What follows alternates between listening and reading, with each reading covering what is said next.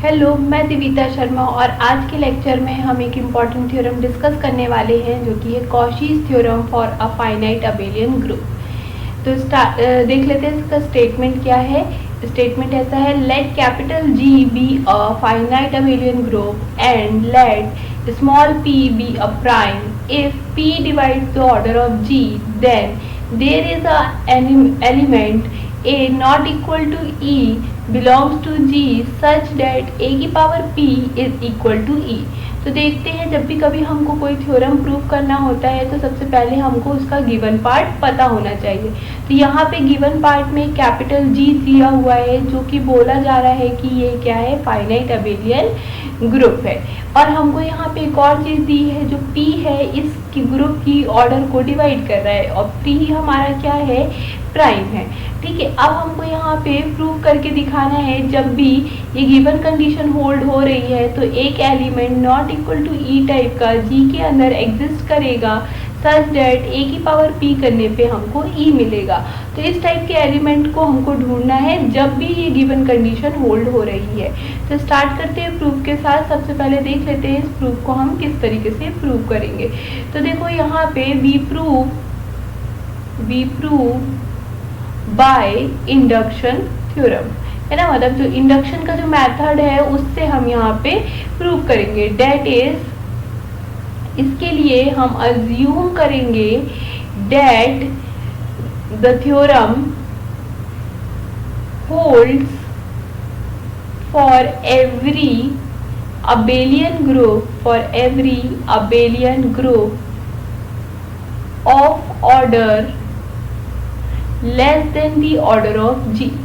कहने का मतलब है जब भी कोई h ऐसा हमको मिलेगा जिसकी ऑर्डर g की ऑर्डर से कम है, जब भी कोई h मतलब ग्रुप ऐसा मिलेगा जिसकी ऑर्डर g की ऑर्डर से कम है और p उसको डिवाइड कर रहा है, तब हमको एक element not equal to E type का h के अंदर मिलेगा सच डेट a की पावर p करने पे e मिलेगा। तो इस स्टेटमेंट का मतलब ये है। अब हमने लेस देन के लिए तो कर ही लिया है, तो we only need to prove, हमको सिर्फ क्या प्रूव करना है यहाँ पे, only need to prove the theorem for G. Exactly G के लिए ही अब हमको थ्योरम को प्रूव करना है। तो यहाँ पे लेट हम ले लेते हैं कि जो ऑर्डर ऑफ जी है वो इक्वल टू 1 है। ऐसा हमने क्यों ले लिया है, क्योंकि केस 1 ऑर्डर ऑफ जी 1 के बराबर हो भी सकती है, ऑर्डर ऑफ जी 1 के बराबर नहीं भी हो सकती। तो हमने यहाँ मान लिया कि ऑर्डर ऑफ जी 1 के बराबर है। अगर ऑर्डर ऑफ जी 1 के बराबर है इसका मतलब है जो जी है वो सिंगलटन ई है ना। अगर जी सिंगलटन ई है तो हम यहाँ बोल देंगे देन द थ्योरम होल्ड। क्यों हम बोल दिए then the theorem hold, directly हमने इसलिए बोल दिया क्योंकि अगर g सिंगलटन e है मतलब g की ऑर्डर 1 है तो इसका मतलब है p डिवाइड नहीं कर रहा है ऑर्डर ऑफ g को, और जब भी गिवन कंडीशन होल्ड नहीं हो रही है तो हम आगे की चीज़ों की बात करेंगे ही नहीं और थ्योरम अपने आप होल्ड हो जाएगा बाय ऑब्वियस कंडीशन। क्योंकि जब चोरी हुई ही नहीं तो चोर को क्यों ढूंढना, तो जब गिवन कंडीशन होल्ड हुई नहीं तो आगे वाली चीज़ों को क्यों ढूंढना। तो इस कारण से थ्योरम बाय डिफॉल्ट कंडीशन क्या हो जाएगा, होल्ड हो जाएगा, है ना। अब आ जाते हैं हम यहाँ पे केस 2 पे। केस 2 पे हम क्या ले लेते हैं यहाँ पे कि जो ऑर्डर ऑफ जी है वो कैसी है, नॉट इक्वल टू 1 है। अब इस केस 2 पे भी एक केस बनने वाला है जिसमें हम बोलेंगे जी हैव ओनली इम्प्रॉपर सब ग्रुप। ठीक है ना। अब यहाँ पे दो केस बन सकते हैं, जी के पास सिर्फ और सिर्फ इम्प्रॉपर सब ग्रुप हो या जी के पास प्रॉपर सब ग्रुप भी हो साथ में। तो अभी हम पहला केस ले रहे हैं जिसमें जी के पास सिर्फ और सिर्फ इम्प्रॉपर सब ग्रुप है। This means there does not exist H जो कि सब ग्रुप होगा जी का सच डेट जो एच है नॉट इक्वल टू ई होगा सिंगलटन ई और H is not equal to capital G. G और सिंगलटन ई के बराबर नहीं होगा, ऐसा कोई भी हमको सब ग्रुप जी के अंदर नहीं मिलेगा क्योंकि ये केस किसका है, प्रॉपर का। तो प्रॉपर तो है होगा नहीं तो फिर इस टाइप का भी नहीं एग्जिस्ट करेगा। ठीक है, अब हम यहाँ तक पहुँच गए। अब इसके बाद हम बोलेंगे this implies order of G must be must be a prime. ठीक है, इसका मतलब है जो ऑर्डर ऑफ जी है वो एक सिंगल प्राइम होगा। ऐसा हम क्यों बोल पा रहे हैं? बिकॉज वी नो डैट, क्या जानते हैं हम? We know that if order of G is a composite number, जब भी order of G composite number होती है तब G has proper subgroup, तब जी के पास क्या होते हैं? प्रॉपर सब ग्रुप होते हैं। तो यहाँ पे हम किसका यूज कर रहे हैं? P imply Q, therefore not P not Q imply not P। ठीक है, तो नॉट Q हमारा क्या है? G हैज ओनली इम्प्रॉपर सब ग्रुप, तो नॉट P हमारा क्या होगा? Order of G is a single prime. तो वो चीज हमने यहाँ पे इस कारण से लिख ली। देयरफॉर हम बोल पाएंगे नहीं, एंड हमारे पास क्या है? जो P है वो डिवाइड कर रहा है ऑर्डर ऑफ G को, ऐसी गिवन कंडीशन हमको ऑलरेडी दी हुई है। अब इन दोनों कंडीशन को अगर हम एक दूसरे से मिलाएंगे तो हमको ये मिल जाएगा, देयरफॉर जो ऑर्डर ऑफ G होगी वो एग्जैक्टली P के बराबर होगी। प्राइम जो डिवाइड करेगा वही तो ऑर्डर बना पाएगा, है ना। और सिंगल प्राइम है ये तो हम पहले ही बता चुके, तो इन दोनों को कंबाइन किया तो ऑर्डर ऑफ जी हमारी क्या मिल गई? प्राइम मिल गई। अब ऑर्डर ऑफ जी क्या है? प्राइम है। दिस एम्प्लाइज जी क्या हो गया? इज अ साइक्लिक ग्रुप हो गया। क्यों? क्योंकि every group of prime order is a cyclic group.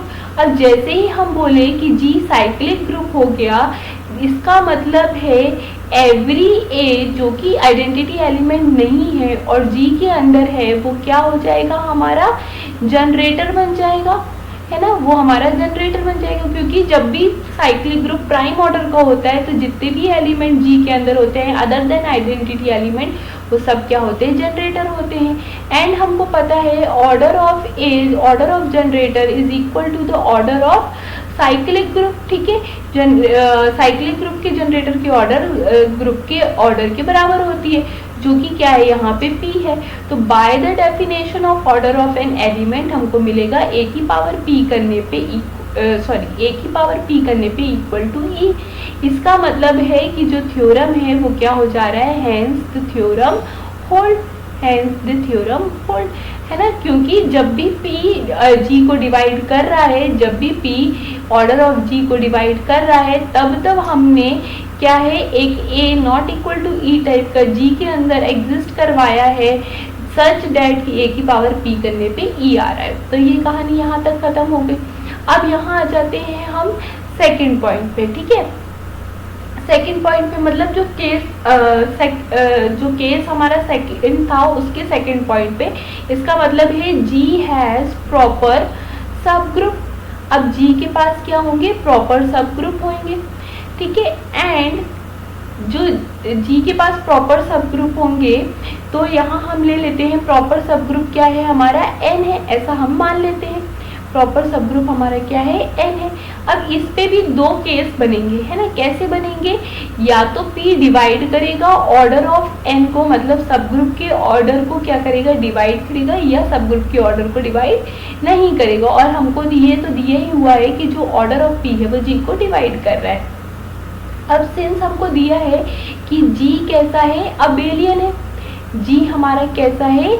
Abelian group है, ये हमको दिया हुआ है। दिस एम्प्लाइज जो N है इज ऑल्सो एन अबेलियन।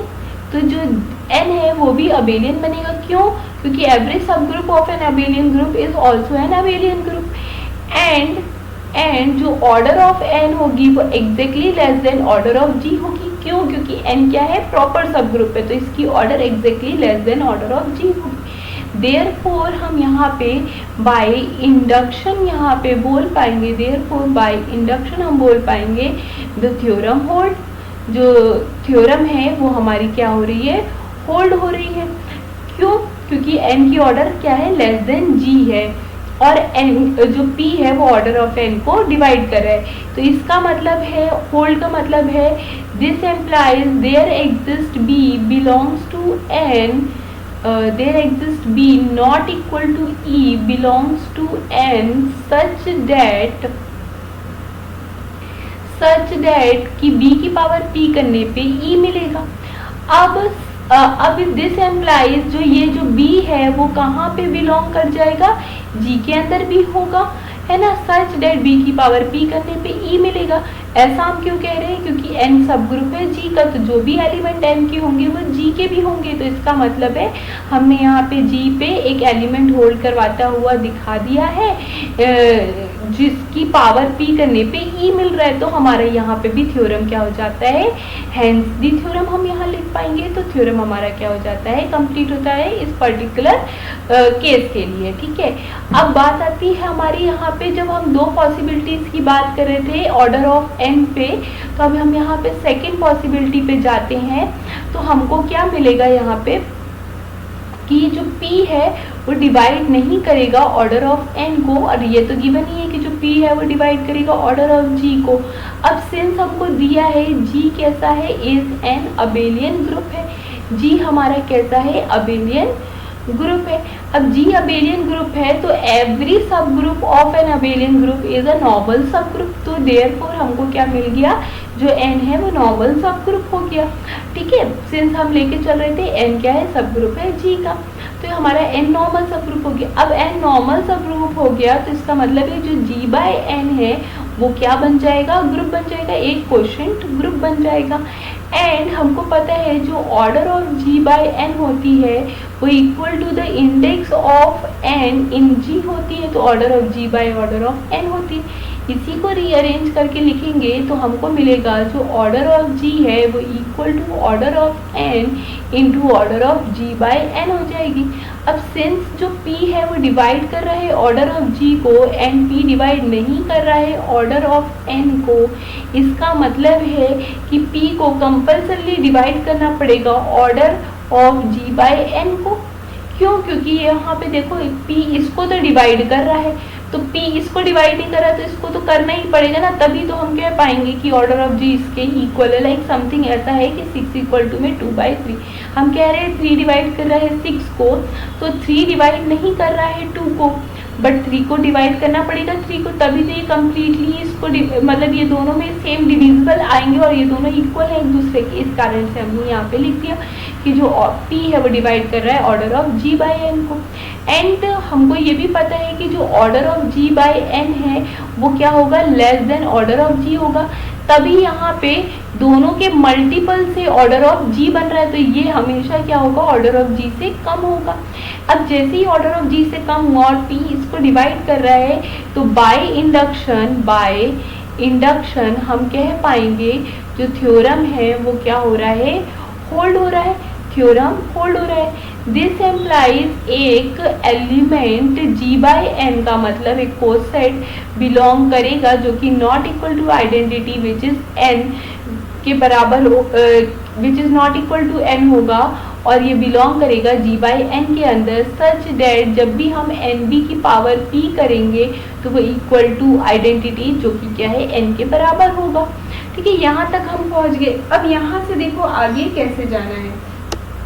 ठीक है, यहाँ तक हम पहुँच गए। अब इसके आगे ऐसा आएगा कि जो nb है, nb की पावर p करने पे n मिल रहा है, बट जो nb है वो नॉट इक्वल टू n है, ऐसा हमको मिला वहाँ पहले अभी। अब कभी भी कोई भी कोसेट पे कुछ भी ऑपरेट होता है तो वो इस b पार्ट पे ही ऑपरेट हो जाता है। ये प्रॉपर्टी है कोसेट की, जहाँ कोसेट डिस्कस किया था वहाँ शायद हमने ये चीज़ें डिस्कस की थी। लिंक आई बटन डिस्क्रिप्शन बॉक्स दोनों में प्रोवाइड है कि वहाँ से आप चेकआउट कर सकते हैं। अब यहाँ से मिला b की पावर जो p है वो बिलोंग करेगा n के अंदर, जो b है पर वो बिलोंग नहीं करेगा n के अंदर। ठीक है, यहाँ से हमको ये चीज़ मिल गई। ठीक है, यहाँ तक हम पहुँच गए, है ना, यहाँ तक हम पहुँच गए, है ना। ये भी प्रॉपर्टी ऑफ कोसेट के कारण आ रहा है, ये भी लिंक आई बटन डिस्क्रिप्शन बॉक्स दोनों में मिल जाएगी। वहाँ एक थ्योरम है, वहाँ से हमने ये चीज़ लिखी हुई है। ठीक है, उसकी लिंक भी मैं आई बटन डिस्क्रिप्शन बॉक्स में प्रोवाइड कर दूँगी। अब यहाँ बाय यूजिंग लैग्रांजेस थ्योरम, अब हम यहाँ क्या कर रहे हैं, लैग्रांजेस थ्योरम का यूज़ कर रहे हैं। लैग्रांजे थ्योरम से हम यहाँ पे ये बोल पाएंगे कि जो b की पावर p की पावर ऑर्डर ऑफ n है वो करने पे हमको क्या मिलेगा, आइडेंटिटी मिलेगा। इसका मतलब है b की पावर ऑर्डर ऑफ n की पावर p करने पे हमको आइडेंटिटी मिलेगा। हम यहाँ लेट ले लेते हैं कि जो b की पावर ऑर्डर ऑफ n है वो इक्वल टू c है। तो इसका मतलब है हमको डायरेक्टली क्या मिल गया, c की पावर p करने पे e मिल गया। और जो c है वो कहाँ बिलोंग कर रहा है, g पे बिलोंग कर रहा है। अब हमारा को यहाँ पे क्या दिखाना है, अब यहाँ पे टू शो करना है कि जो c है वो नॉट इक्वल टू e है। ये फाइनल स्टेप है, आपको यहाँ पे ये शो करना है कि जो c है वो नॉट इक्वल टू e है। तो इसको हम by with the help of contradiction लेके चलेंगे, है ना। तो इफ हम मान लेते हैं जो c है वो e के बराबर है, तो जो c है वो क्या है, b की पावर ऑर्डर ऑफ n है, b की पावर ऑर्डर ऑफ n है और वो क्या है, इक्वल टू e है। दिस एम्प्लाइज हमको मिल गया, जो b की पावर ऑर्डर ऑफ n है वो इक्वल टू e है। अब बोथ साइड में n का ऑपरेशन करेंगे तो हमको ये मिल जाएगा n इंटू ई। अब n का e के साथ आइडेंटिटी एलिमेंट के साथ ऑपरेट करेंगे तो हमको n मिलेगा। और यहाँ पे जैसे अभी हम गए थे रिवर्सल उसका जाएंगे तो हमको यहाँ पे ऑर्डर ऑफ n इस तरीके से हम लिख पाएंगे। तो बाय द प्रॉपर्टी ऑफ कोसाइट हम यहाँ तक पहुँच गए, है ना। ठीक है, यहाँ तक हम पहुँच गए। अब हमको क्या मिल रहा है कि ये जो एलिमेंट है nb की पावर ऑर्डर ऑफ n जो है वो कहाँ बिलोंग कर रहा है, g by n quotient group में बिलोंग कर रहे हैं। ठीक है, और हमको यहाँ मिल रहा है जो ऑर्डर ऑफ nb है वो क्या हो रही है, हमारी p के बराबर है। डेट इज हम कह पा रहे हैं nb की पावर p करने पे हमको आइडेंटिटी n मिल रही है। ठीक है, एंड जो p है वो डिवाइड नहीं कर रहा है ऑर्डर ऑफ n को, एंड जो p है वो डिवाइड नहीं कर रहा है ऑर्डर ऑफ n को। ऐसा तो हम लेके चल रहे थे। तो यहाँ से हमको क्या चीज मिल गई, जो nb है वो क्या हो गया, हमारा nb है वो इक्वल टू हो गया n के, nb जो है वो इक्वल टू हो गया n के। कहाँ से, ये इक्वेशन नंबर 1 से है ना, बाय 1 में आ गया। बाय 1 में हमने ऑपरेट किया तो nb इक्वल टू में क्या आ गया, हमारे n के बराबर आ गया। दिस एम्प्लाइज हमको क्या मिला, जो b है वो कहाँ पे बिलोंग कर गया, n से। तो जो कि क्या हो गया, एक कॉन्ट्रडिक्शन हो गया, क्यों, क्योंकि हम लेके चल रहे थे b जो है वो n के अंदर नहीं है। तो इसका मतलब है कॉन्ट्रडिक्शन हो गया। तो जो हम मान के चल रहे थे कि c इक्वल टू e है वो क्या हो जाएगा, रॉन्ग प्रूफ हो जाएगा। दस हमको मिला जो c है वो नॉट इक्वल टू e है। एंड हमको यहाँ पे ये भी मिल चुका था कि c की पावर e करने पे e मिल रहा था, c की पावर p करने पे e मिल रहा था। हैंस बाय इंडक्शन हमने क्या कर लिया, थ्योरम को प्रूव कर लिया। Hence by induction we complete the theorem. Hope आपको समझ में आया होगा। थ्योरम काफ़ी इंपॉर्टेंट थ्योरम है। इसके आगे हम नेक्स्ट क्लास में करने वाले हैं Cauchy's theorem for a finite non abelian group. अभी हमने अबेलियन ग्रुप के लिए किया था, अब हम नॉन अबेलियन ग्रुप के लिए करेंगे। ठीक है, तो अगर आपको समझ में आया है तो प्लीज़ लेक्चर को लाइक कीजिए, वीडियो को शेयर कीजिए और चैनल को सब्सक्राइब कीजिए। Thank you for watching.